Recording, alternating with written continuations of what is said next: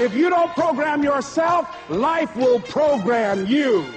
What are the uses for your life right now that you haven't even reached for yet?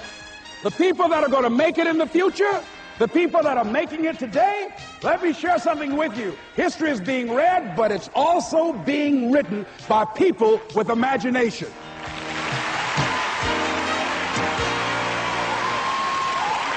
Thank you. Thank you very much.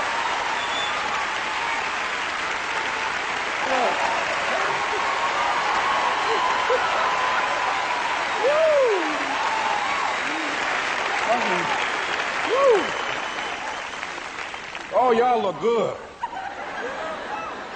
I want you to look at something right now. Think of some major goal you want, or maybe it's one you're already working on, and you have experienced a lot of setbacks, a lot of defeats.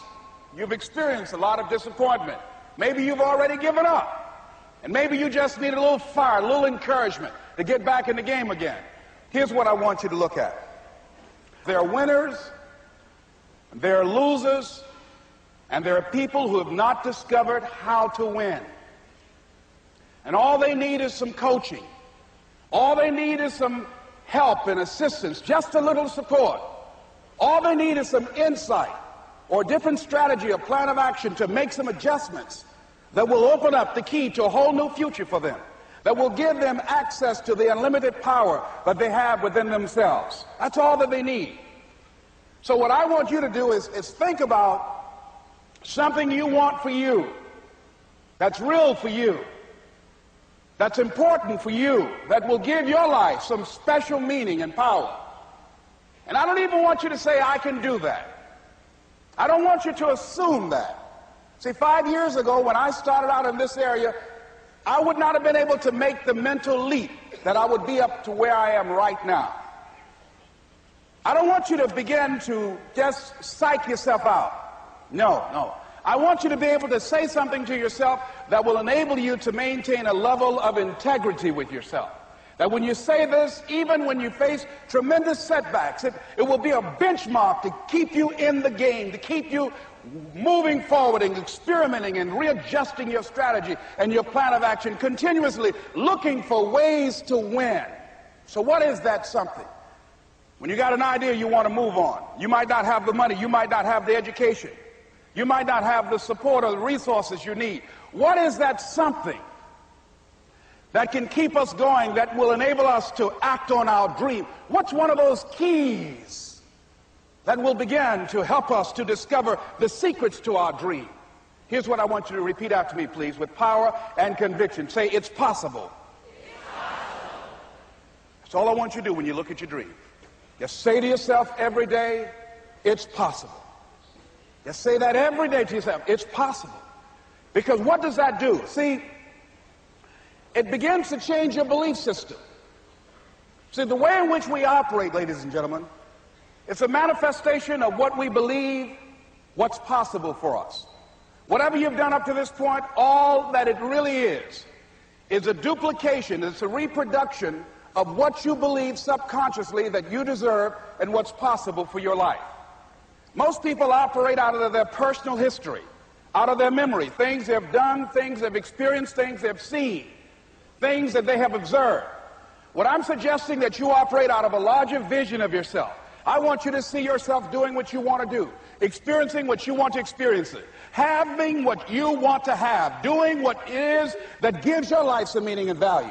Operate out of your imagination, not your memory.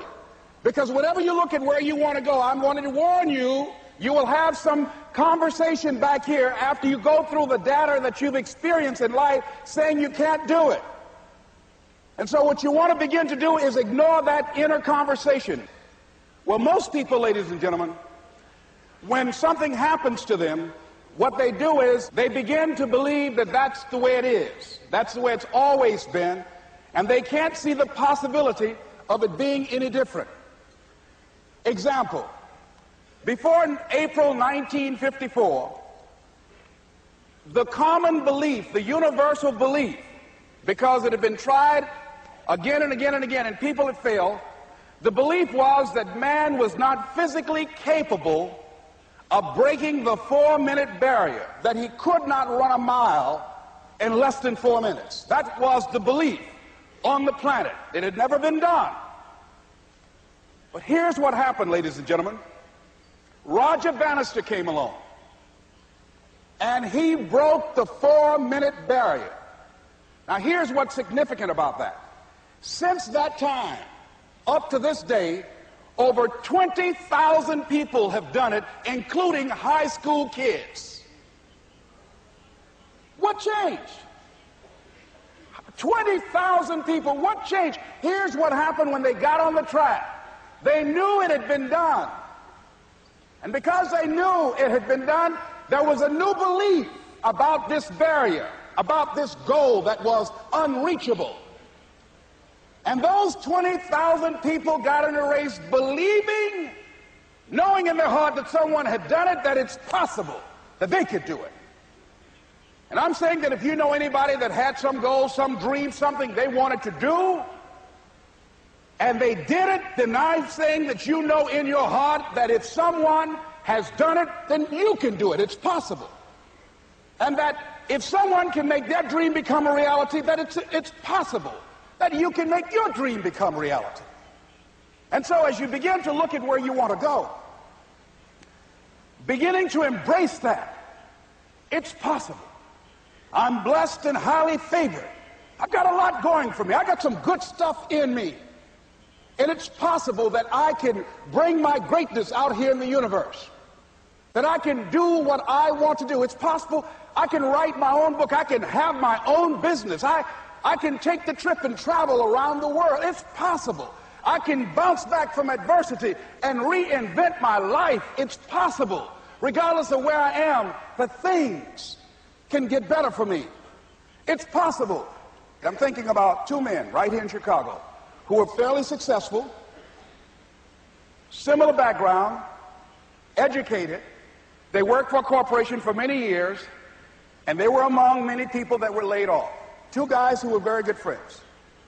One went out looking for a job for several weeks, along with the other one, and they faced disappointment and rejection again and again and again. They couldn't find any work, which is the story of many people across this country. One guy stopped. He became discouraged. He stopped going. He stayed home looking at television, became very argumentative and toxic with his wife, drinking beer, getting on the phone, talking to his other negative, unemployed friends. And he just gave up. The other guy kept looking for a job everywhere he could go. Every time he could get an opportunity, kept asking people, networking, checking the newspapers every day.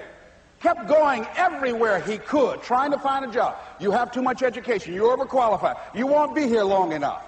He kept going. He kept going. He went to a place and said, look here, I tell you what, if you can't hire me, and I know you can use my talents, abilities, and skills, I don't want to sit home and do nothing. Just let me do some volunteer work. You don't have to give me anything, all right? I just want to work. I want to be busy. Guy said, okay, it's on you now, but don't expect me to give you anything. It's okay. This guy came in and worked. He was the first one there.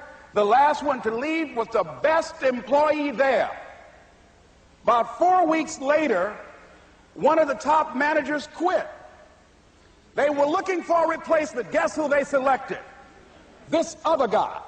This guy who was volunteering his time. He got the job. What was the difference between the two men? Eyesight and mindsight. Eyesight is judging on what you see. Judging according to appearances. But mindsight is how you interpret what you see. One guy said, it's not possible, it's over, I'm finished. I can't do it. I can't make it. He surrendered. I've faced rejection again and again. I'm not going anymore. There are no jobs out there.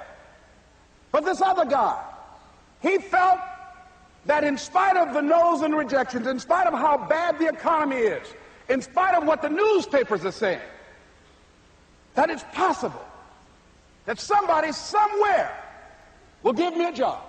He just kept going, thinking it was possible. And guess what, ladies and gentlemen? That's what we have to do with our dreams. Because things happen to you in life that you can never, ever anticipate. And many times when those things happen, you want to give up.